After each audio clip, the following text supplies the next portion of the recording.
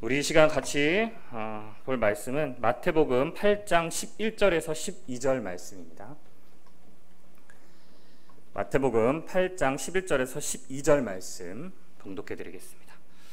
또 너희에게 이르노니 동서로부터 많은 사람이 이르러 아브라함과 이삭과 야곱과 함께 천국에 앉으려니와 나라의 본 자손들은 바깥 어두운 데 쫓겨나 거기서 울며 이를 갈미 있으리라. 아멘. 네, 봉독해드린 마태복음 8장 11절에서 12절 말씀을 통해서 아브라함과 함께 천국에 갈차, 아브라함과 함께 천국에 갈차라는 제목으로 말씀을 증거하겠습니다. 이 아브라함은 지금으로부터 약 4,000년 전 사람입니다. 그런데 아브라함과 함께 천국에 간다. 이미 4,000년 전에 그의 생을 마감하고 죽은 아브라함과 우리가 어떻게 천국에 갈 수 있을까요? 물론 오늘 본문에 나온 아브라함, 이삭과 야곱과 함께 천국에 간다는 이 아브라함이 구약시대에 그 아브라함이 될 수도 있지만 우리 섭리적으로 봤을 때는 아브라함은 바로 하나님을 상징한 것을 알 수가 있습니다. 아브라함에게 하나님께서 복의 근원이 되는 축복을 주시고 열국의 아비가 되라라는 아브라함이라는 새 이름을 주셨습니다. 복의 근원과 모든 열국의 아버지가 될 수 있는 분은 하나님밖에 없기 때문에 아브라함은 하나님을 상징한다라는 것을 잘 알고 있습니다. 하지만 오늘 증거하고자 하는 이 아브라함과 함께 천국에 갈자라고 하는 이 아브라함은 구약시대에 있었던 그 아브라함에 대해서 좀 얘기하고자 합니다. 이 아브라함이 어떠한 일생을 살았기에 성경에 많은 곳에서 아브라함이 인용되고 다시 회자되고 아브라함의 이야기를 그렇게 성경에 많은 곳에 기록하고 있는지, 그의 일생이 우리의 신앙생활을 하는데 어떠한 본보기가 되는지를 우리 시간 알아봄으로써 천국에 넉넉하게 들어가는 여러분 되시기를 원합니다. 자, 우리 아브라함은 믿음의 조상이라고 말합니다. 근데 이 조상이라고 하는 우리가 봤을 때는 영적인 믿음의 조상, 영적인 우리도 아브라함의 자손들이다라고 말하지만 실제적인 육신적으로 봤을 때도 이 아브라함을 조상으로 여기는 세 종교가 있습니다. 기독교뿐만 아니라 유대교는 그 뿌리에서 나왔다라고 하고 있고요. 또한 이슬람교도 그들의 조상을 아브라함이다라고 이야기를 합니다. 그러니까 어떻게 보면 이 세 개를 좌지우지하는 세 개의 종교가 다 아브라함의 뿌리를 두고 있다라고 해도 과언이 아닙니다. 또한 우리 마태복음 1장 1절 말씀해 보시면은 아브라함과 다윗의 자손 예수 그리스도의 세계라 라고 시작하고 있습니다. 신약의 첫 복음서 마태복음의 첫 단어가 누구가 나옵니까? 아브라함이라는 인물이 나오고 있다는 것입니다. 자, 이것은 이 아브라함이 어떠한 위치를 차지하고 있는지를 단적으로 보여주는 내용이고요. 마태복음 1장 1절부터 시작해서 나오는 이 내용이 우리 예수님의 탄생하시는 그 족보를 기록하고 있는 내용입니다. 그런 거에 가장 처음 등장하는 것이 아브라함이라고 한다는 것은 바로 예수님을 이야기하기 위해서는 아브라함을 뺄 수가 없고 바로 이 성경 전체에서 차지하는 아브라함의 비중도 높은 위치를, 중요한 위치를 차지하고 있다는 것을 우리가 알 수가 있습니다. 자, 이런 믿음의 조상, 성경에도 많이 인용되고 나오는 이 아브라함, 그는 믿음의 조상이다. 자, 그럼 그가 어떠한 의미로서 과연 믿음의 조상일 것이냐라는 것, 우리 한번 로마서 4장 1절 말씀부터 보도록 하겠습니다. 그런즉 육신으로 우리 조상된 아브라함이 무엇을 얻었다 하리요? 만일 아브라함이 행위로서 의롭다 하심을 얻었으면 자랑할 것이 있으려니와 하나님 앞에서는 없느니라. 우리가 그렇게 믿음의 조상이고 위대한 사람이다라고 이야기하는 아브라함, 물론 성경에도 많이 그의 믿음에 대한 부분들이 기록이 되어 있습니다. 그런데 성경이 뭐라고 얘기합니까? 만일 아브라함이 행위로서 의롭다 하심을 얻었으면 자랑할 것이 있으려니와 그랬어요. 그러니까 행위로 봤을 때 그가 의롭게 됐으면 자랑할 것이 있으려니와라는 것은 자랑할 것이 있다는 거예요, 없다는 거예요? 육신적인 행위로서는 자랑할 것이 없다라는 거예요. 하나님 앞에서는 더욱더 없다. 아니, 그렇게 순종하는 모습, 독자 이스까지 바치는 그런 모습이 있었는데 왜 자랑할 것이 없다라고 얘기하느냐. 자, 3절에 성경이 무엇을 말하느냐? 아브라함이 하나님을 믿음에 이것이 저에게 의로 여기신 바 되었느니라. 아브라함이 하나님을 믿어서 그것이 의로 여기심을 받았대요. 자, 이 뒤에서도 얘기하겠지만 아브라함이 하나님을 열심히 믿어서 하나님이 복의 근원이 된 축복을 주셨나요? 하나님께서 아브라함이 우상을 섬기는 도시에 있을 때 내가 네게 지시할 땅으로 가라 라고 하고서 그가 행동을 옮기기 전에 내가 너를 복의 근원이 되게 하겠다라고 얘기하셨어요. 그러면 뭐가 우선입니까? 뭐가 먼저예요? 하나님이 복의 근원이 되겠다라고 하는 약속하시는 것이 먼저지, 아브라함이 하나님을 믿고 순종하고 온전한 행위로서 하나님께 의롭게 했기 때문에 해주신 것이 아니다라는 것입니다. 다음 말씀 보시면 말하는 자에게는 그 삭슬 은혜로 여기지 아니하고 빚으로 여기거니와. 자, 일한 사람이 있어요. 일하면은 그의 대가를 받는 것이 뭐예요? 당연한 것이지, 열심히 일해놓고 받는 월급이 이거 주셔서 감사합니다 감사합니다 이럽니까? 일했다면 당연한 대가가 그의 월급이다 라고 하는 말이에요. 자, 그러고 5절에 이를 아니할지라도 경건치 아니한 자를 의롭다 하시는 이를 믿는 자에게는 그의 믿음을 의로 여기시나니. 그러니까 일하고서 받는 건 당연하지만 일하지 않고 또한 하나님 앞에서 경건하지 아니하였지만 하나님께서 그거를 뭘로 쳐주신다는 거예요? 믿었다. 네가 믿음으로 의롭게 되었다라고 칭해 주신다라는 것입니다. 그게 지금 누구라는 거예요? 아브라함이 그렇다라는 겁니다. 그 하나님 보시기에 의롭고 경건한 모습이었기 때문에 그래 네가 의롭구나, 믿음의 조상이구나 라고 여겨주신 게 아니다라고 성경에는 말하고 있는 것입니다.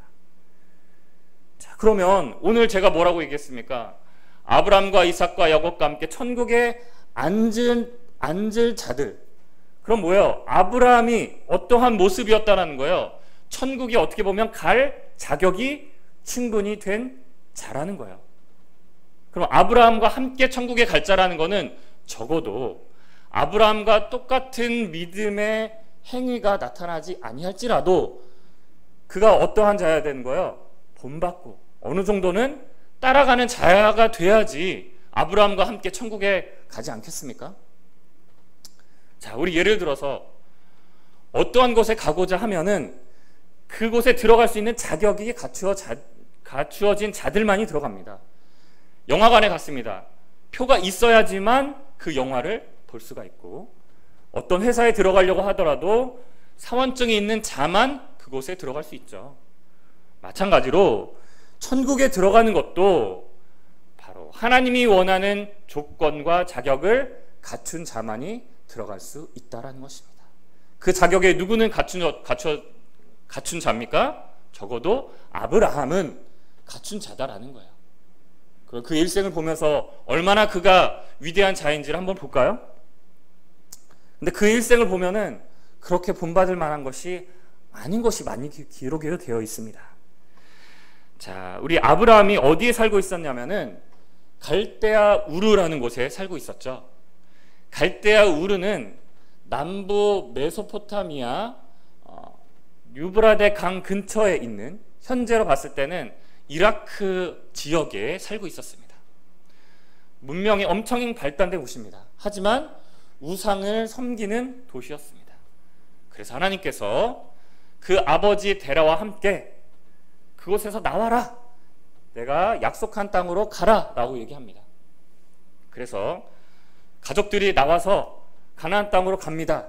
그런데 가나안 땅으로 먼저 간 것이 아니라 하란이라는 곳에 갔습니다.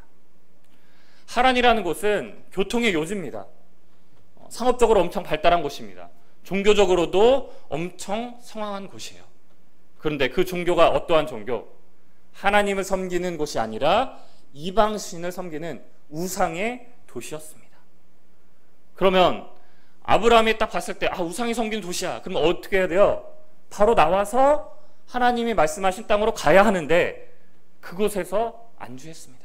그곳에서 살았다는 것입니다. 그럼 그 모습을 봤을 때 하나님 보시기에는 올바른 모습입니까? 그렇지 않았습니다. 우리가 본받을 모습입니까? 그렇지 않았습니다.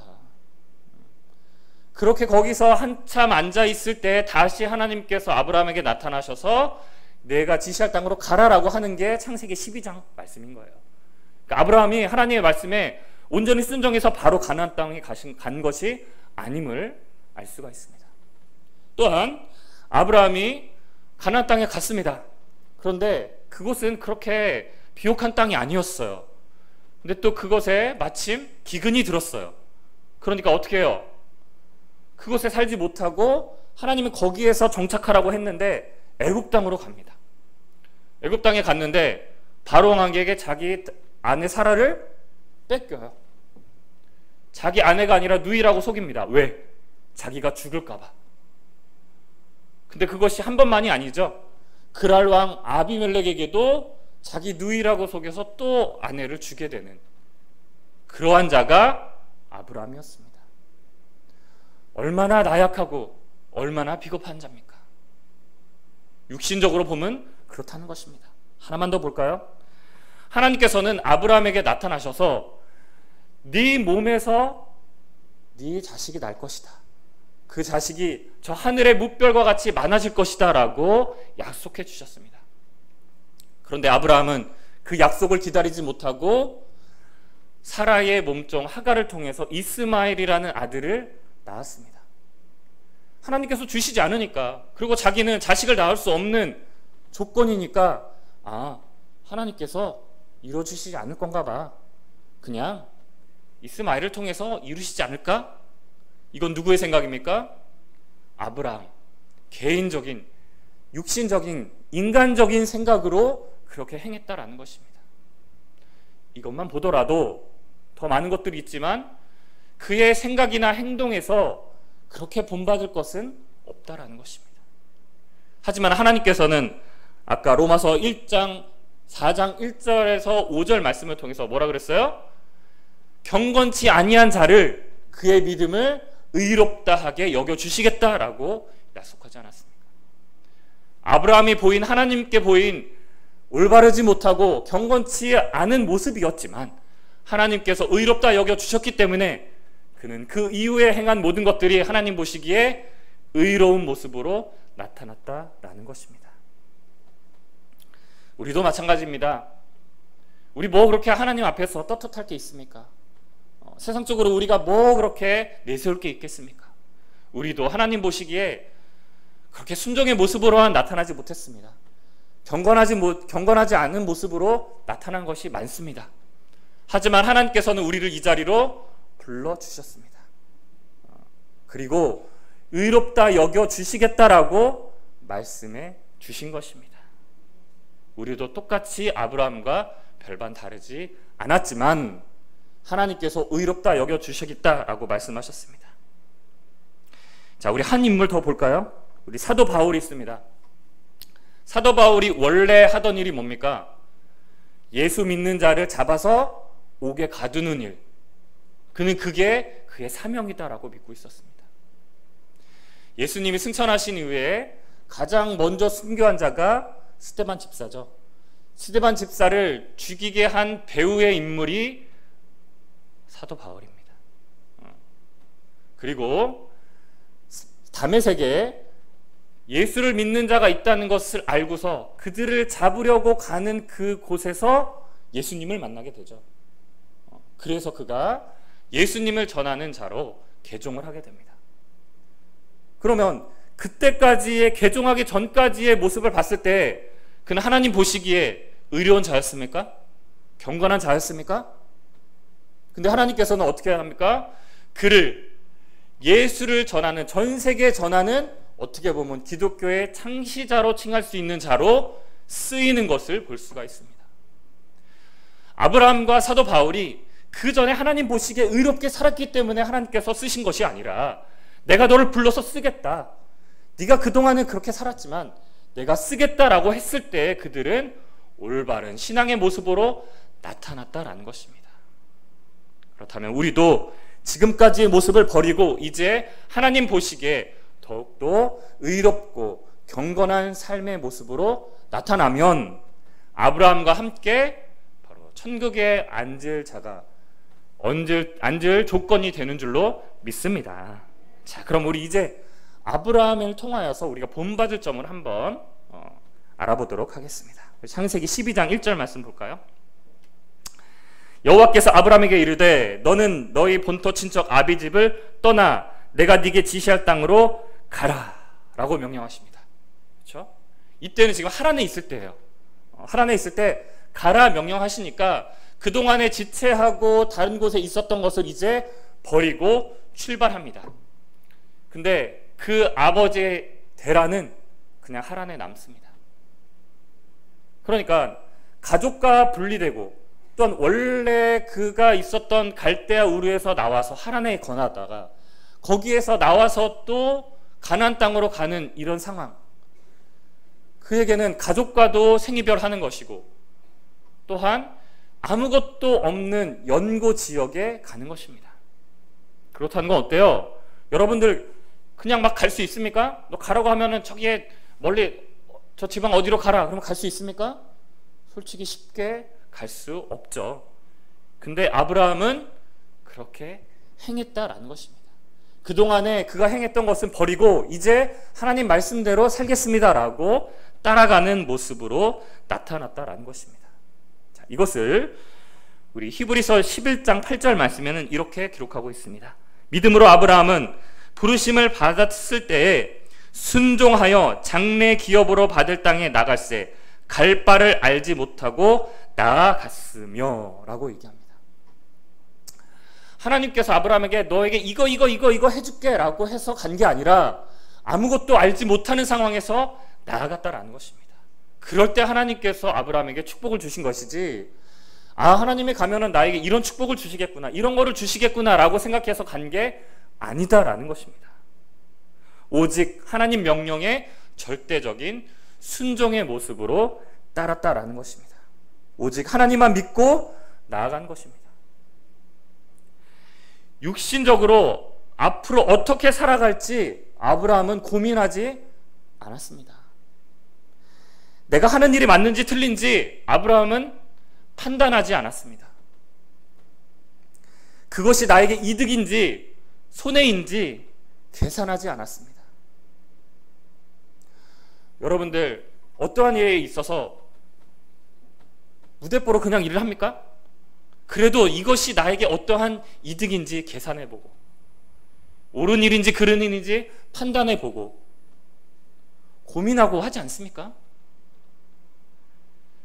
그런데 지금 아브라함은 자기의 모든 것들을 어떻게 보면 다 버리고 하나님이 가라고 하는 곳에 갔다라는 것입니다.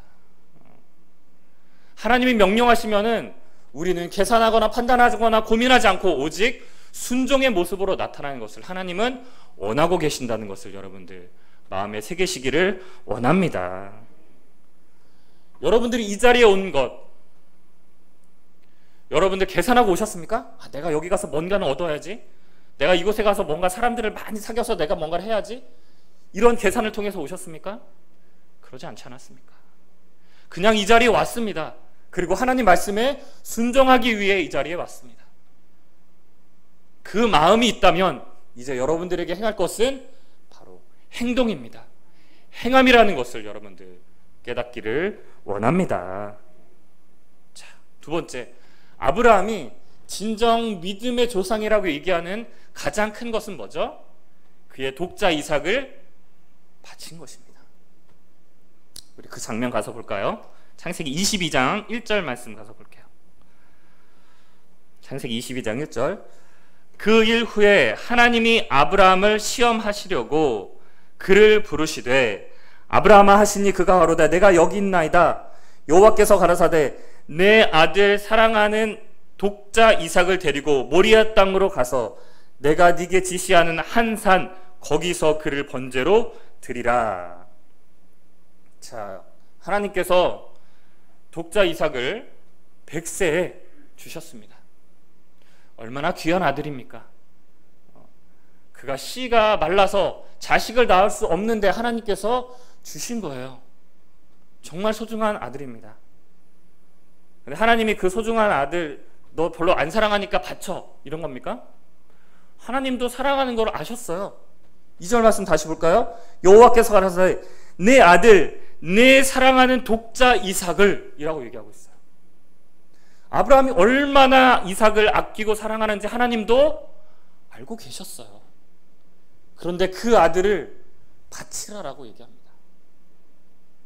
3절에 아브라함이 아침에 일찍이 일어나 나귀 안장을 지우고 라고 얘기합니다. 2절과 3절 사이에 얼마나 시간의 공백이 있는지는 알 수 없지만 지금 이것을 봤을 때는 아마도 하루 상관이지 않을까 싶어요. 몰라요. 더 길 수도 있습니다. 하지만 특별히 여기에 특별한 아브라함의 심경이나 어떠한 행동이 나와 있지는 않습니다. 그런데 아브라함이 아침에 일찍이 일어나라는 것을 보니까 아마 하나님의 명령을 받고 바로 나가지 않았을까라고 싶어요. 근데 아브라함이 하나님 명령했으니까 가야지 그냥 이렇게 생각했을까요? 엄청난 고민과 괴로움이 있었을 것입니다. 하지만 그는 어떻게 했어요? 아침에 일찍이 일어났다는 표현은 거의 즉시 행동을 했다라는 거에 우리가 엿볼 수가 있습니다. 그는 그 아끼고 소중한 그 아들을 데리고 하나님께 번제를 드리려고 모리아 산을 가는 장면이 나오고 있습니다. 자, 이것을 우리 히브리서 11장 17절 말씀으로 한번 볼까요? 아브라함이 어떠한 심정으로 이삭을 데리고 갔는지 히브리서 11장 17절 아브라함은 시험을 받을 때 믿음으로 이삭을 드렸으니 저는 약속을 받은 자로되 그 독생자를 드렸느니라. 믿음으로 이삭을 드렸대요. 자, 그래요. 믿음이 얼마나 엄청나니까 드렸겠느냐라고 말할 수 있어요. 하지만 저는 제 아들을 하나님이 드려라 그러면 저는 못할 것 같아요. 여러분도 그럴 수 있습니까? 못할 것 같습니다. 그게 믿음만으로 과연 되는 것이냐? 하나님 왜 그래야 됩니까? 라고 얘기할 것 같아요. 따지고 화내고 그럴 것 같아요. 하지만 이삭은 믿음으로 드렸다라고 기록하고 있습니다. 18절에 저에게 이미 말씀하시기를 네 자손이라 칭할 자는 이삭으로 말미암았느니라 하셨으니 저가 하나님이 능히 죽은 자 가운데서 다시 살리실 줄로 생각한지라 비유컨대 죽은 자 가운데서 도로 받은 것이니라. 그러니까 아브라함은 어떻게 보면 이런 믿음을 가지고 있었던 것 같아요. 그래, 내가 원래 자식을 낳을 수 없는데 하나님이 주시지 않았느냐. 그러니까 하나님께 드려야겠지 않겠느냐. 솔직히 이해는 안 됩니다. 어떻게 그럼에도 불구하고 자식을 드리려고 했는지. 어쨌든 그런 믿음으로 그가 나아갔다라는 것입니다. 자, 그러면 하나님께서 굳이 하나님께서 주셔놓고 왜 그 사랑하는 아들을 왜 바치라고 했을까요? 물론 마지막에 결과적으로는 어떻게 됐습니까? 아브라함이 그 이삭을 결박하고 죽이려고 할 때 하나님께서 그의 손을 붙잡죠. 아브라함아, 아브라함아, 내가 네 믿음을 알겠다. 나를 얼마나 경외하는지 알겠구나 라고 말씀하셔서 수풀에 걸린 그 재물을 이제 바치게 되죠. 하나님은 왜 독자 이삭을 바치라고 했을까요?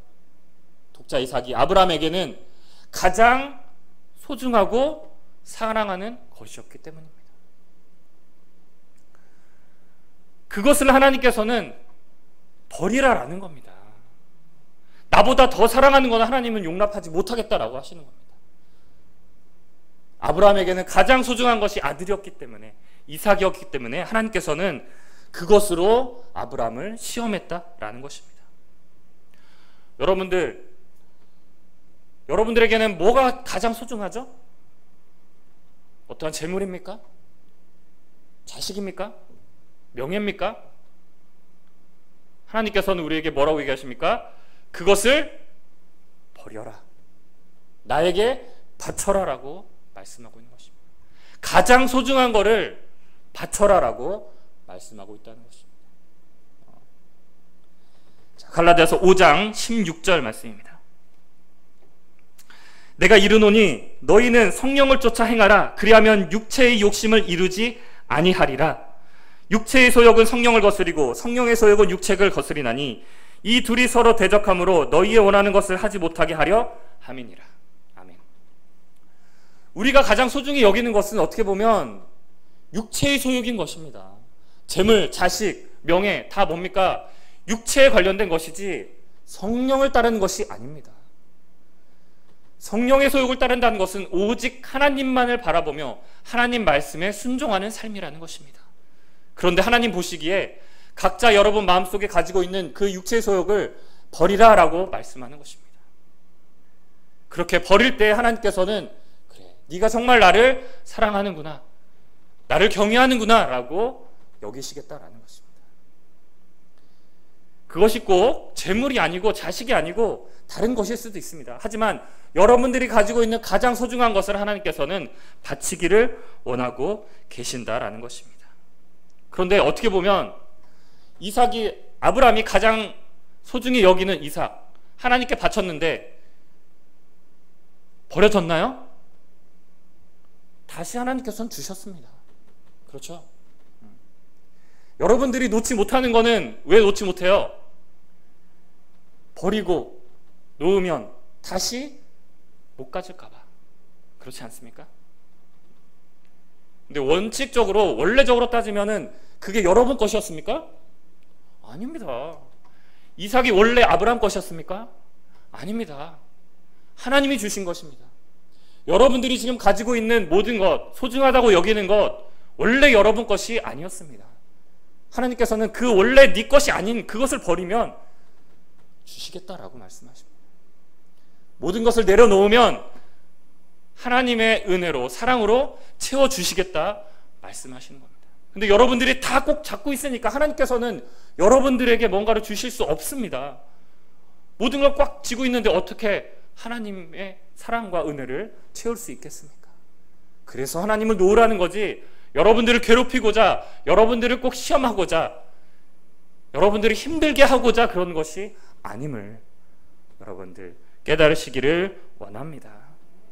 바로 아브라함이 가장 소중한 것을 하나님께 바쳤을 때 오히려 다시 이삭을 얻은 것처럼, 사랑하는 여러분들도 여러분들의 소중한 것을 다 내려놓을 때 하나님께서는 더 좋은 것으로 여러분들에게 채워주실 줄로 믿습니다. 자, 이렇게 아브라함의, 그가 육신적으로는 보잘것없고 우리보다 못한 행위도 있지만 하나님 보시기에 절대적인 순종과 가장 소중한 것을 바쳤을 때 믿음의 조상으로서, 또한 성경의 많은 곳에서 그의 위대함을 기록하고 있는 것처럼, 또한 오늘 본문 말씀에 동서로부터 많은 사람들이 이르러 아브라함과 이삭과 야곱과 함께 천국에 이른다라는, 천국에 들어가는 어떻게 보면 자격과 조건을 이야기했던 바로 이 아브라함, 여러분들도 이러한 조건을 갖춘 자로 나타나시기를 진심으로 원합니다. 자, 우리 본문 12절 말씀 볼까요? 자, 나라의 본 자손들은 바깥 어두운 데 쫓겨나 거기서 울며 이를 갈미 있으리라. 자, 지금 11절과 12절은 완전히 대조적인 말씀이에요. 11절은 아브라함과 이삭과 야곱과 함께 천국에 들어갈 자에 대한 이야기인 것이고, 12절은 뭐예요? 바깥 어두운 데 쫓겨나서 울며 이를 갈 자. 이것만 보더라도 뭐예요? 천국에 들어가지 못했다라는 것을 알 수가 있어요. 근데 그냥 나는 그래, 난 못 믿었으니까 못 들어갔어, 이게 아니에요. 지금 자세히 보면 뭐래요? 바깥 어두운 데 쫓겨나 거기서 울며 이를 간대요. 자, 여러분들 이를 간다는 거는 언제 갈죠? 뭔가 억울하고 분하고 이걸 어떻게 참을 수 없을 때 이를 갈지 않습니까? 그렇죠? 그럼 왜 이 사람들은 왜 이를 갈까요? 본인들은 어디에 들어갈 줄 알았는데, 그렇죠, 천국에 들어갈 줄 알았는데 왜 내가 지옥에 가는 거야? 나는 억울해, 분해, 지금 이런 표현인 겁니다. 근데 지금 억울해하고 분해하는 자들이 어떠한 자라고 표현됐어요? 여기에 나라의 본 자손들은 이라고 기록하고 있습니다. 본 자손이라는 건 뭐예요? 원래부터 거기에 살던 사람들을 원래부터 하나님을 믿었던 자들, 이렇게 표현해 볼 수가 있죠. 그럼 어떻게 뭐 좋은 사람들인데 처음부터 하나님을 믿었다라고 하면, 근데 그러한 모습이 아니라는 거예요. 왜? 천국에 못 들어갔으니까. 그러면 이 나라의 본자손이라는 거는 뭐라는 거예요? 과거의 신앙에 얽매여서 하나님께로 옮겨오지 못한 자. 그러니까 아브라함을 빗대어서 본다면 너희 친척 아비집을 떠나서 내게 지시할 땅으로 가라라고 했는데 어디에 머문 자예요? 하란에 머문 자. 그 자들이 본자손이 되는 겁니다. 그리고 또한 뭐예요? 한 곳에서만 뿌리 내리고 자기의 소중한 것을 못 나요. 내가 여기서 얼마나 신앙생활 오래 했는데 내가 이걸 어떻게 놓고 다른 데로 가? 그건 뭐예요? 그곳에 자기의 모든 것들이 있는 거예요. 자기의 소중한 것이 있는 겁니다. 절대로 못 놓는 거예요. 그렇다는 건 뭐예요? 아브라함이 독자 이삭을 가장 소중한 것을 바친 것처럼 자기의 모든 것들을 내려놓고 온전히 하나님께 자신을 드려야 하는데 그거를 못 놓는 자들인 거예요. 자신의 소중한 거. 그거를 뭐라고 표현하고 있는 겁니까? 여기서는 나라의 본 자손. 모든 것들을 내려놓고 하나님이 원하는 곳에 옮길 때만이 천국에 가는 것이지 자기의 모든 것을 붙잡고서는 갈 수 없다는 것. 그것을 여러분들 깨달음 받으시기를 원합니다. 자, 이렇게 울며 이를 갈 자들을 성경에는 또 다르게 표현하고 있어요. 우리 마태복음 13장 49절 말씀 볼까요? 세상 끝에도 이러하리라. 천사들이 와서 의인 중에서 악인을 갈라내어 풀무불에 던져 넣으리니 거기서 울며 이를 갈미 있으리라. 그러니까 뭐예요? 마지막 세상 끝에 이제 심판할 때 의인들은 천국에 들어가고 그 의인들을 갈라내은 악인들은 당연히 풀무불인 지옥에 가게 되는데 그들 또한 뭐를 해요? 이를 간다는 거예요. 그러니까 어떻게 보면은 그래 나는 악행을 행했어. 하나님 보시기에 순종하지 않았어. 이런 사람을 말하는 게 아닙니다. 나는 신앙생활 했어. 하나님 뜻대로 살았어 라고 하는 사람들이라는 거예요. 악인도 어떻게 보면. 그러니까 이거는 여러분들이 단순히 그냥 열심히 살았다. 나는 천국에 들어가겠다라고 판단해서는 안 된다라는 것. 진정히 하나님께서 원하시는 삶을 살기를 진심으로 원합니다. 그러기 위하여서 마지막으로 마태복음 22장 12절 말씀 보시면 가로되 친구여 어찌하여 예복을 입지 않고 여기 들어왔느냐. 자, 이것은 앞에 내용이 많이 있는데 바로 혼인잔치에 초대를 하는 거예요. 근데 거기에 사람들이 오지 않으니까 여러 사람들을 막 불렀어요. 근데 어떻게 뭐 혼인잔치에 어떠한 격식을 차려야 되는 행사에 맞는 의복을 입어야 되는데 지금 어떤 사람들은 격식에 맞지 않는 의복을 입고 온 거예요. 그러니까 그들을 쫓아내는 장면이에요. 들어왔느냐 하니 저가 유구무원이거늘 임금이 사환에게 말하되 그 수족을 결박하여 바깥 어두운 데에 내어 던지라.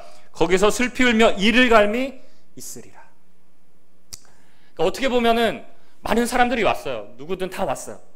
근데 거기에 의복을 갖추지 않은 자들은 쫓겨난 거예요. 아니 나도 천국에 들어가려고 여기 왔는데 왜 저는 쫓아내요? 분하고 억울한 거예요. 근데 그들이 뭐를 갖추지 못했어요? 의복을 갖추지 못했다라고 말합니다.